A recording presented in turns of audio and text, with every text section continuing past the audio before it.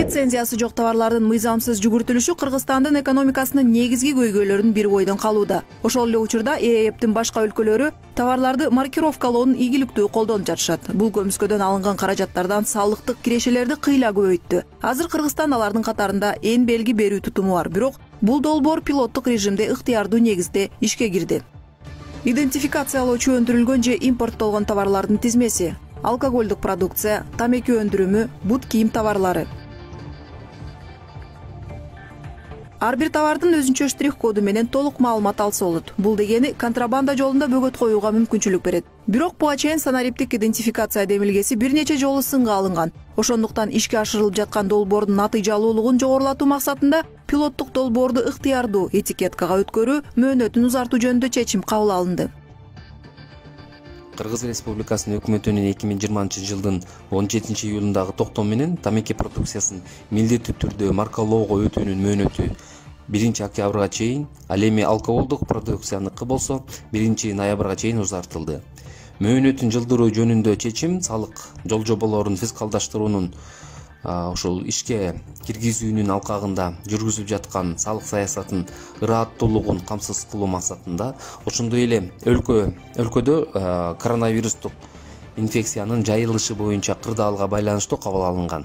Буга чейин Кыргызстанда жогорудагы товарлардын тизмесине эң белги коюлган. Ишкерлер өз продукцияларын көмүскөдөн чыгарып башташты. Бул экономика тармагында оң таасирин тийгизди. Бирок маркировкалоо менен контрафактылык акциздик маркаларды өндүрүү технологиялары өркүндөп, товарлардын контрабандасы көбөйдү. Ошондуктан экономика министрлиги товарларды санариптик идентификациялоонун уникалдуу жолун түзүү боюнча иш жүргүзүүдө.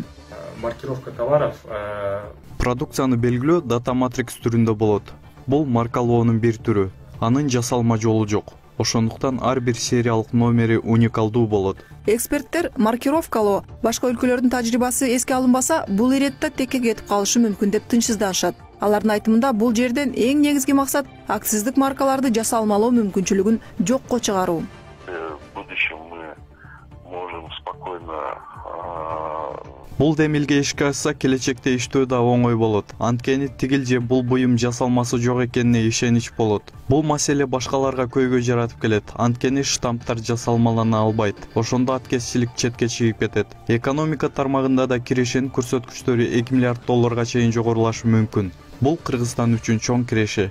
Өкмөттүн маалыматы боюнча Кыргызстанда көмүскө экономика 23% түзөт. Бирок көз карандысыз изилдөөлөр боюнча ал 29-37%га чейин жетиши мүмкүн. Ошондуктан санариптик эң белгиси киргизүүнүн пайдасы салык кызматына товарлардын көлөмүн толук баалоого жардам берет.